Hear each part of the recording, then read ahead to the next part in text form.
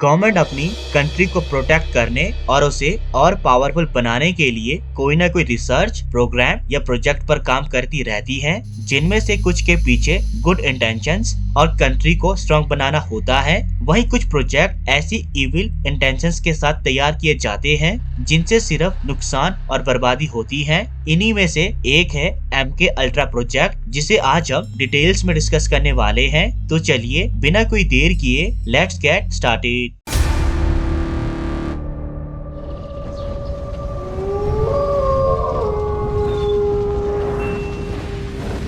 MK ultra एक top secret CIA project था, जिसमें एजेंसी ने LSD और ड्रग्स को यूज करके माइंड कंट्रोल, इंफॉर्मेशन गैदरिंग और साइकोलॉजिकल टॉर्चर को डीपली समझने के लिए अनविलिंग US सिटीजन्स पर 100 ऑफ रूथलेस एक्सपेरिमेंट्स किए। हालांकि प्रोजेक्ट MK अल्ट्रा 1953 से 1973 तक चला, जिसकी सारी डिटेल्स CIA की कांग्रेशनल इन्वेस्टिगेशन होने के बाद 1975 में सामने आई। CIA ने अपना ये एक्सपेरिमेंट एजेंसी केमिस्ट और पॉइजन एक्सपर्ट सिडनी गॉटलिब की डायरेक्शन में LSD के साथ शुरू किया। सिडनी को लगता था कि वो ड्रग की माइंड ऑल्टरिंग प्रॉपर्टीज को बढ़ाकर ब्रेन वॉशिंग और साइकोलॉजिकल टॉर्चर के लिए यूज कर सकता है। इसलिए प्रोजेक्ट MK अल्ट्रा के जरिए CIA ने इन ड्रग्स के एनिमल्स और मोस्टली ह्यूमंस पर इफेक्ट्स को स्टडी करने के लिए कोलंबिया यूनिवर्सिटी, स्टैनफोर्ड यूनिवर्सिटी और बहुत से कॉलेजेस को फंड करना शुरू कर दिया। बहुत सारे सीरीज ऑफ टेस्ट को परफॉर्म करने के बाद ये पाया गया कि ये ड्रग काउंटर इंटेलिजेंस के लिए बहुत ज्यादा अनसेफ और अनप्रिडिक्टेबल है।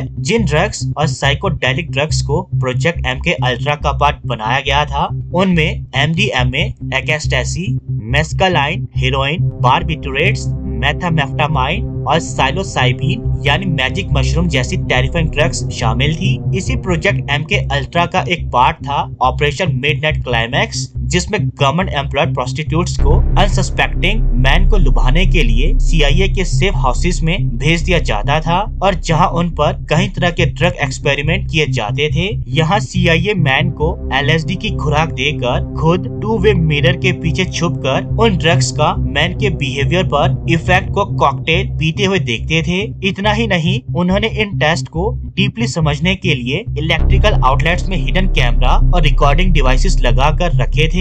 ऑपरेशन मिडनाइट क्लाइमैक्स के सभी एक्सपेरिमेंट्स को San Francisco, Marine County, California और न्यूयॉर्क सिटी में परफॉर्म किया गया। प्रोजेक्ट MK अल्ट्रा को स्टार्ट करने के पीछे रीजन था अपने आप को हर तरह से पावरफुल बनाना। दरअसल 1950 से 1960 के बीच जब कोल्ड वॉर पीक पर थी, तब यूनाइटेड स्टेट्स गवर्नमेंट को ये डर सताने लगा कि सोवियत, चाइनीज और north Korean agents US prisoners को ब्रेन वॉश करने के लिए माइंड कंट्रोल का यूज कर रहे हैं, जिसके रिस्पांस में Allen Dulles, director of CIA ने 1953 में प्रोजेक्ट MK अल्ट्रा को मंजूरी दे दी, जिसका सिर्फ एक मेन गोल था ड्रग्स और साइकोलॉजिकल मैनिपुलेटर्स का ह्यूमन बिहेवियर पर इम्पैक्ट स्टडी करना, ताकि वो उनका यूज सोवियत ब्लॉक एनिमीज के खिलाफ कर सके। वैसे तो मोस्टली इन टेस्ट को हॉस्पिटल्स, यूनिवर्सिटीज और प्रिजन्स में ही परफॉर्म किया जाता था, बट इसे और ओपन एंड वाइड लोकेशन में स्टडी करने के लिए अब MK अल्ट्रा के साइंटिस्ट इसे स्ट्रीट्स, कैसीनो, होटल्स, यहाँ तक कि गार्डन्स और पार्क्स में मिलने वाले लोगों पर भी परफॉर्म करने लगे,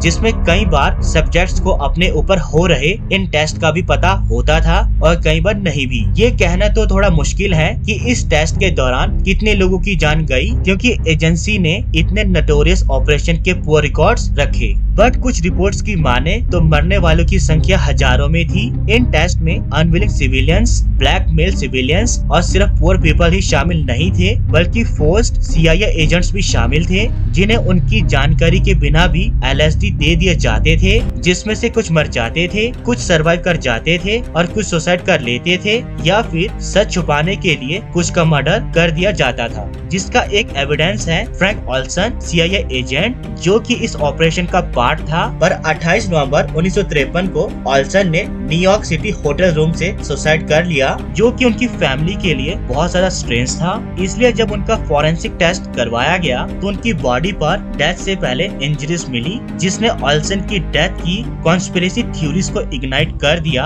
ऑल्सन के अलावा भी बहुत से नोटेबल पीपल इस प्रोजेक्ट का पार्ट बने, like the Grateful Dead lyricist Robert Hunter, Unabomber Ted Kaczynski और जेम्स जोसेफ। 1973 में प्रोजेक्ट के खत्म होने के बाद New York times journalist Simone Harsh ने CIA के द्वारा conducted non consensual drug experiments और US सिटीजन्स पर किए गए इलीगल स्पाइंग ऑपरेशन पर स्टोरी पब्लिश की, जिसने MK अल्ट्रा प्रोजेक्ट से जुड़ी लॉन्ग सप्रेस्ड डिटेल्स को लाइमलाइट में ला दिया। अब सबके मन में गवर्नमेंट के रिसर्च प्रोजेक्ट्स के खिलाफ शक पैदा होने लगा, जिसे शांत करने के लिए US गवर्नमेंट ने CIA पर एक कमीशन बिठा दी ताकि वो illegal CIA activities, project MK ultra और अदर सस्पेक्टफुल एक्सपेरिमेंट्स की इन्वेस्टिगेशन कर सके।